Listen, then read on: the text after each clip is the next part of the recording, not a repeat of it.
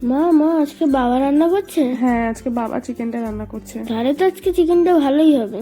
তোর তো বাবার হাতে চিকেন খেতে ভালোই লাগে সব সময়। আমি দেখছি আজকে ওর বাবাই রান্না করছে।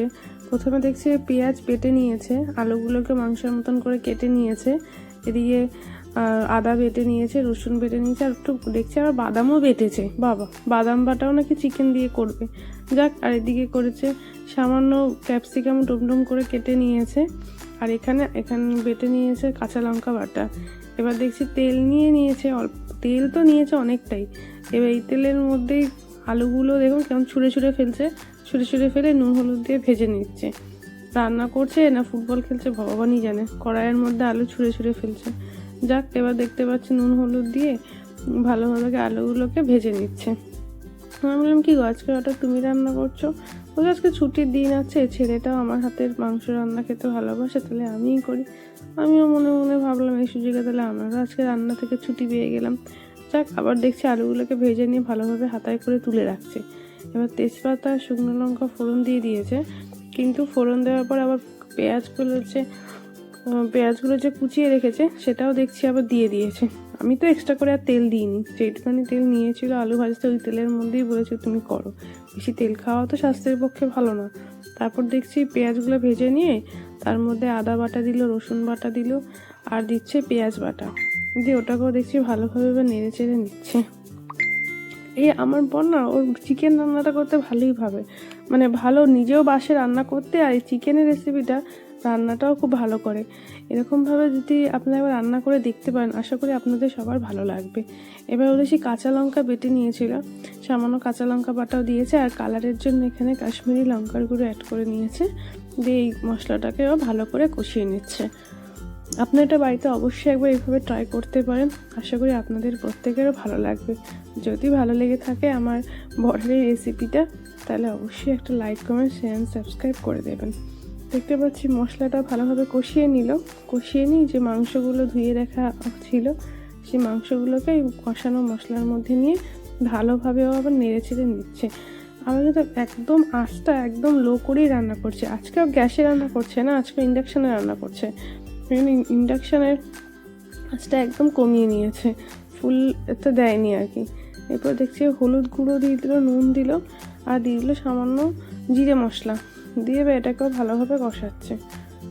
আমি তাহলে একটুখানি বসে থাকলাম, ওর সাথে গল্প করলাম। এবার দেখছি যে আলুগুলো যেগুলো ভেজে রেখেছিল সেই ভাজা আলুগুলোকে মাংসের মধ্যে দিয়ে দিয়েছে। একদম একা একা রান্না করতে বসলে হয় নাকি, রান্না করি আর নাই করি, কোম্পানি তো দিতেই পারি।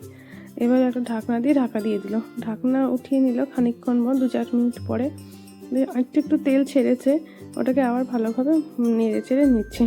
এবার যে বাদামটা বেটে নিয়েছিল না, ওই বাদাম বাটাটা সেই মাংসের মধ্যে চিকেনটার মধ্যে দিয়ে দিচ্ছে। চিকেনটার মধ্যে নিয়ে ভালোভাবে ওটাকে মিশিয়ে নিচ্ছে। ভালোভাবে এটা মিশিয়ে নেওয়ার পরে আবার খানিকক্ষণের জন্য দেখলাম ও ঢাকা দিয়ে দিল।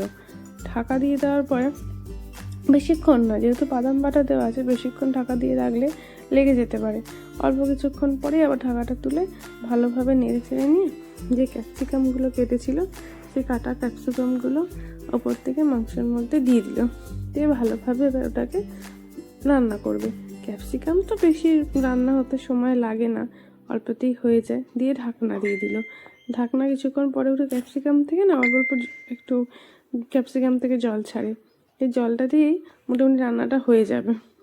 ব্যাস দেখুন ক্যাপসিকাম থেকে ভালোই জল ছেড়েছে। এবার রান্নাটা মোটামুটি ভালোই করছে, রান্নার হাতটা মোটামুটি পাকাই বলতে গেলে, খুব একটা খারাপ না। মানে কেউ যদি আসে ও রান্না বান্না করে যদি দেয়, দুটো লোককে খাওয়াতে পারবো, একদম পাতে দিতে পারবো না তেমনটা নয়। খানিকক্ষণটা ঢেকে রাখতে হবে মাংসটা খানিকক্ষণ ঢেকে রাখার পরে উঠিয়ে নিয়ে আর একটু কষিয়ে নিতে হবে ভালো মতন করে।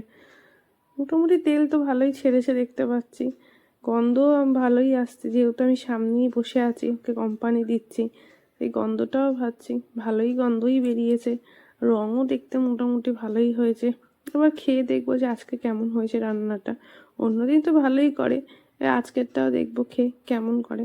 কিছুক্ষণ ভালোভাবে নেড়ে চেড়ে নিয়ে ও উপর থেকে গরম মশলা ছিটিয়ে দিয়েছিল, মুখ ছুটিয়ে দিয়ে আর ভালোভাবে এটাকে মিশিয়ে নিচ্ছে।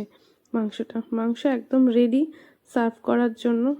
আমার ছেলে তো একদম প্রস্তুত। বাবান, মাংস রেডি, তুই চান টান করে নিয়েছিস তো? হ্যাঁ মা। চলে আয়, চলে আয় তাড়াতাড়ি। আছে। ব্যাস, আমি এবার আমার ছেলের জন্য, ওর বাবার জন্য, সব আরো আমাদের পরিবারের যে সদস্য আছে সকলের জন্য ভাত বাড়তে চলে গেলাম। আর কারণ মাংস তো একদম রেডি হয়ে গেছে, এবার খেতে দিতে হবে। আবার নামানোর সময় দেখছি ঘিও দিয়ে দিচ্ছে, মানে কোনো কিছু কম বেশি হলে ঘিটা ম্যানেজ করে নেবে সেই জন্য আর কি। যাই হোক, ওপর থেকে ভালোভাবে ঘি দিয়ে দিল। ঘি দিয়ে এবার একটা পাত্রেও নামিয়ে নেবে সুন্দর করে গার্নিশিংয়ের জন্য। আমাদের মাংস একদম রেডি, আপনার এটা বাড়িতে অবশ্যই একবার ট্রাই করতে পারেন। ব্যাস, ফাইনাল লুকটা এরকমই এসেছে। আবার দেখি সুন্দর করে প্লেটে সাজিয়ে গুছিয়েও আবার মানে প্রেজেন্ট করেছে, কাঁচা লঙ্কা, লেবু দিয়ে, টমেটো দিয়ে বেশ ভালোভাবে প্রেজেন্ট করেছে। কিরে বাবান, কেমন হয়েছে? খুব সুন্দর মা।